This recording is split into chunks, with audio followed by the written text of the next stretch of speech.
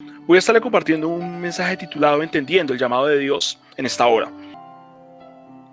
Efesios 4:1 como pasaje inicial le quiero leer en esta mañana y nos dice: Yo pues preso en el Señor, os ruego que andéis como es digno de la vocación con que fuisteis llamados. Yo pues preso en el Señor, os ruego que andéis como es digno de la vocación con que fuisteis llamados. La palabra llamado aparece en la escritura bajo el término kaleo, con K, que significa convocar, invitar. Dios tiene un propósito con cada persona, por lo tanto todo discípulo verdadero de Jesucristo tiene un llamamiento. Su vida es un proyecto único y vital en el plan de Dios para su generación. Usted necesita escuchar esto de nuevo. Su vida es un proyecto único y vital en el plan de Dios para su generación. Las necesidades son cada vez más apremiantes y los obreros escasean. Hoy más que nunca se requieren personas que alumbren, que sean sal, que eviten la descomposición de un mundo enfermo y decadente. ¿Conoce usted cuál es su llamado? ¿Sabe cuál es su propósito en esta tierra? De eso le quiero hablar en esta mañana. Ese es el énfasis que en esta mañana le quiero compartir. El primer punto que le comparto en esta mañana es que Dios nos llama aún antes de haber nacido. Dios nos llama aún antes de haber nacido. Jeremías capítulo 1 verso 5 nos dice: Antes que te formase en el vientre te conocí, y antes que nacieses te santifiqué. Te di por profeta a las naciones. Antes que te formase en el vientre te conocí, y antes que nacieses te santifiqué. Te di por profeta a las naciones. Dios nos conoce desde antes de estar en el propio vientre de nuestra madre. Desde allí nos llama, desde allí nos aparta para Él y nos da una misión. Jeremías decía: yo no sé hablar, soy un niño. El Señor le recordó: no digas soy un niño, porque a todo lo que yo te envíe irás. Y le recordó: antes que te formase en el vientre te conocí, y antes que nacieses te santifiqué. Te di por profeta a las naciones. Le insisto, Dios nos conoce aún antes de estar en el vientre de nuestra madre. Desde allí nos llama, desde allí nos reclama, desde allí traza un plan para nosotros. Usted no es un accidente. Sin importar las circunstancias en las que usted haya venido a este mundo, aún así haya sido en medio de circunstancias difíciles, violentas o agresivas, usted tiene un propósito en esta tierra. Usted tiene un propósito y es alumbrar. En el Nuevo Testamento, Pablo, inspirado por el Espíritu Santo, reafirma esto en Gálatas capítulo 1, 15 al 16, el cual le estoy compartiendo.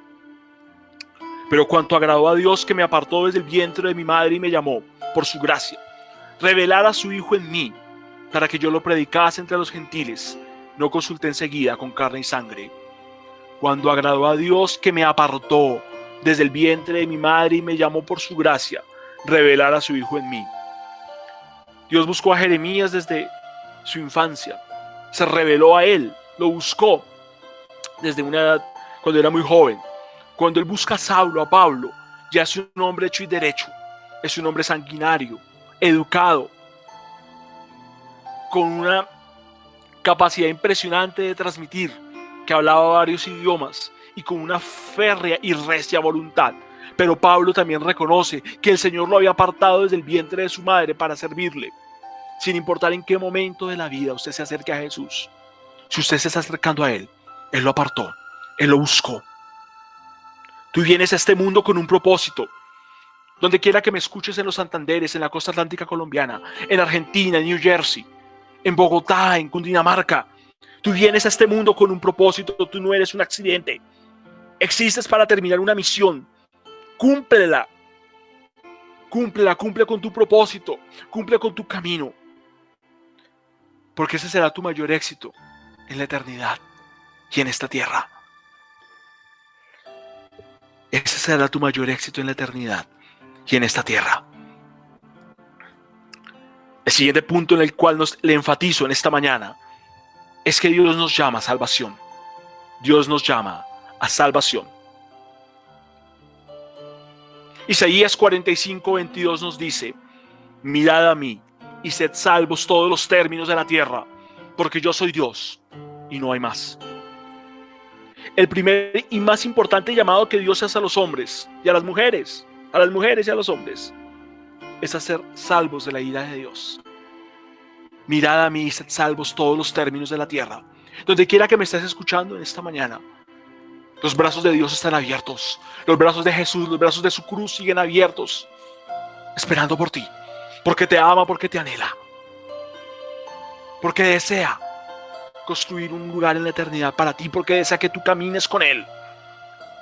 Sus brazos están abiertos hoy, aunque te hayas apartado de Él, aunque te hayas burlado, aunque hayas perseguido a su pueblo. Él te dice en esta mañana: mirad a mí y sed salvos todos los términos de la tierra, porque yo soy el Señor y no hay más. Jesús dijo en Juan 6:44: ninguno puede venir a mí si el Padre que me envió no le trajere, y yo le resucitaré en el día postrero. Ninguno puede venir a mí si el Padre que me envió no le trajere. Ninguno puede venir a mí. Si usted en esta mañana se está acercando, es porque el Padre Celestial le ha buscado. Su Espíritu, el Espíritu Santo de Dios, Dios hoy en la tierra, recorre cada rincón, recorre cada lugar escondido entre valles, montañas y ciudades, para traer a aquellos que serán herederos de la salvación. Ninguno puede venir a mí si el Padre que me envió no le trajere. Dios te llama hoy, nos llama a que le conozcamos. Nos llama a salvación en esta hora. Hoy es un día importante, hoy es día de salvación. Hoy es día de salvación. El tercer punto que le quiero compartir en esta hora se titula El Supremo Llamamiento. Filipenses capítulo 3, verso 14 nos dice: prosigo a la meta, al premio del supremo llamamiento de Dios en Cristo Jesús. Prosigo a la meta, al premio del supremo llamamiento de Dios en Cristo Jesús. Pablo tenía una visión firme y una misión clara. Sabía que más importante que ser alguien relevante para la sociedad en su época, Dios lo había llamado, lo había apartado, como él dijo, para presentar el mensaje de Jesucristo. Cuando él habló del supremo llamamiento, se refería a tener el privilegio de presentar a Jesús.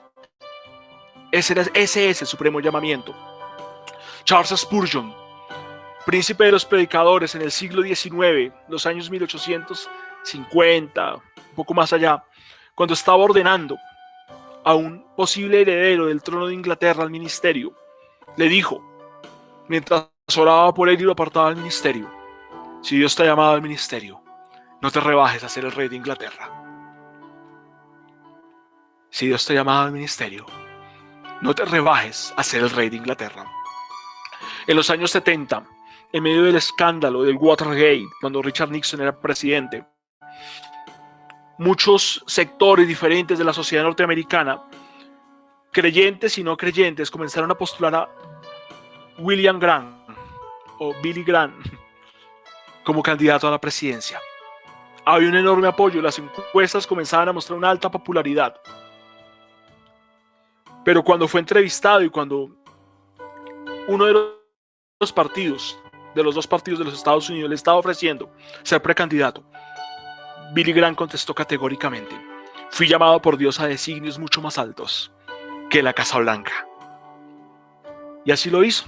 Nunca se presentó a ninguna campaña política y murió a los 99 años, en el año 2017, sirviendo a su Señor. Si Dios te ha llamado a servirle, dispón tu vida, tu mente y tus esfuerzos para cumplir tu misión. Ese es el supremo llamamiento. Es un honor y es una gran responsabilidad. Hay una historia. Muchos años antes, en los días de la esclavitud, vivía en el sur de China un hombre chino bastante rico llamado Fu. Habiendo sido convertido, sintió tal pasión por las almas que llegó a gastar todo su dinero en la obra del Señor, pensando en los pobres chinos esclavos que eran llevados a trabajar en las minas de plata del sur de Sudamérica, los que nunca habían de volver a sus hogares. Lleno de compasión se vendió como esclavo para poder llegar a ellos con el mensaje del amor de Dios. Cuando Fu murió, dejaba una iglesia de 200 miembros de esclavos chinos, todos ganados para el Señor por su testimonio. Vivió como un esclavo entre ellos, pero cumplió con su misión. Cumplió con su misión. El siguiente punto en esta mañana se titula: Dios nos llama a alumbrar. Dios nos llama a alumbrar. Mas el Dios de toda gracia, que nos llamó a su gloria eterna en Jesucristo, después que hayáis padecido un poco de tiempo, Él mismo os perfeccione, os afirme, os fortalezca y os establezca. Mas al Dios de toda gracia, que nos llamó, ¿cómo? Que nos llamó a su gloria eterna en Jesucristo, después de que hayáis padecido un poco de tiempo. ¿Sabe que parte del llamado de Dios tiene una cuota de sufrimiento? Hay una cuota de sufrimiento implícita para todos aquellos que hemos sido llamados a servirle. Después de que hayáis padecido un poco de tiempo, Él mismo os perfeccione, os afirme, os fortalezca y os establezca. En 1856, Charles Spurgeon, príncipe de los predicadores, un 6 de enero, domingo, 6 de enero de 1856, desde el Tabernáculo Metropolitano en Londres, pronunciaba estas palabras: Dios enseña a su pueblo cada día, por medio de la enfermedad, la aflicción, la depresión espiritual, el abandono de Dios, la pérdida de la presencia de su espíritu por un tiempo y la falta de alegría en el rostro. Le enseña que Él es Dios y que no hay más. No debemos olvidar que hay algunos siervos especiales de Dios, levantados para grandes obras, que deben aprender esta lección de manera especial. Por ejemplo, tomemos un hombre llamado a la grandiosa obra de predicar el evangelio. Tiene éxito, Dios le ayuda, miles de personas aprenden a sus pies y multitudes están pendientes de sus labios.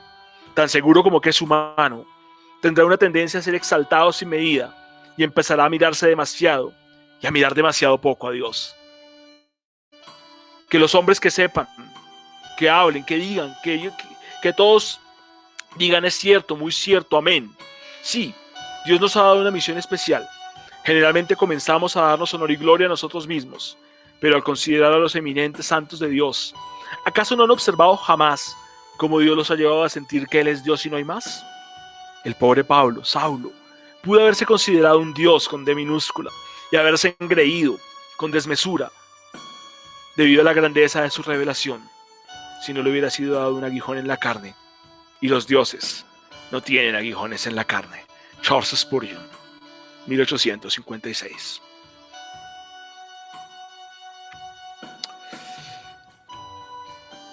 Segunda de Corintios capítulo 1, 3 al 5 nos dice: Bendito es el Dios y Padre de nuestro Señor Jesucristo, Padre de misericordias y Dios de toda consolación, el cual nos consuela en todas nuestras tribulaciones, para que podamos también consolar a los que están en cualquier tribulación, por medio de la consolación con que nosotros somos consolados por Dios.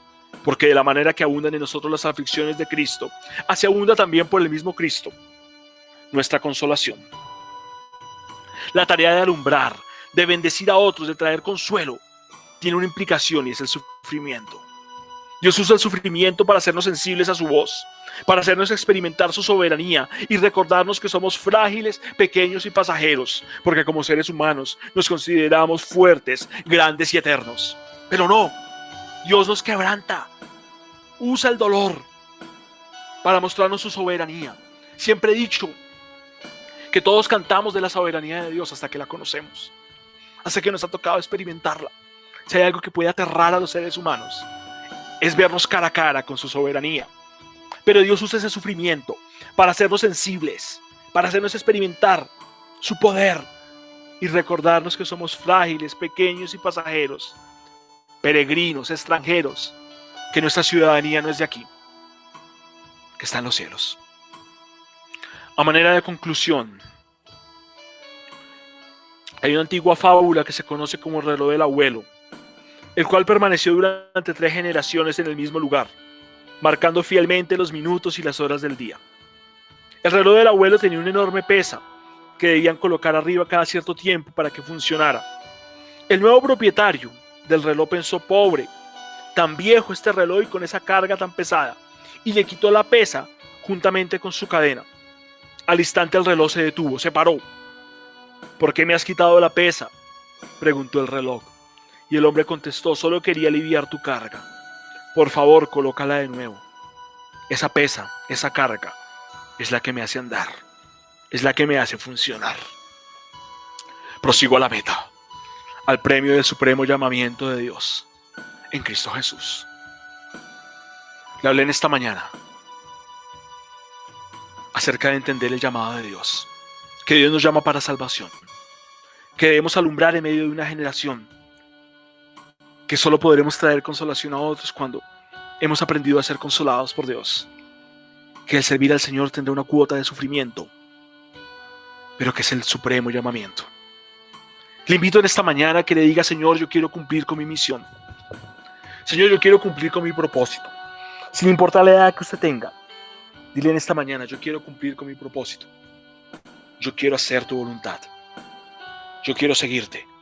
Quiero honrarte. Quiero descansar en ti. Porque eres el Señor, porque eres bueno. Si en esta mañana, donde estás, has estado apartado o apartada, si nunca has entregado tu vida a Jesús, puede que hayas ido muchísimas veces a la iglesia, puede que este año hayas asistido a muchas transmisiones virtuales, pero nunca le has dicho: Señor Jesús, el Señor de mi vida. Ora conmigo en esta mañana y dile: Señor Jesús, yo te necesito. Abre las puertas de mi corazón. Te confieso como mi Señor y mi Salvador. Creo que te levantaste de entre los muertos. Creo que eres el Señor, que resucitaste. Y en esta mañana te pido: escribe mi nombre en el libro de la vida y no lo borres jamás. Yo te honraré, yo te seguiré. Yo caminaré contigo, porque eres mi Señor, porque eres mi fortaleza, mi escudo y mi estandarte.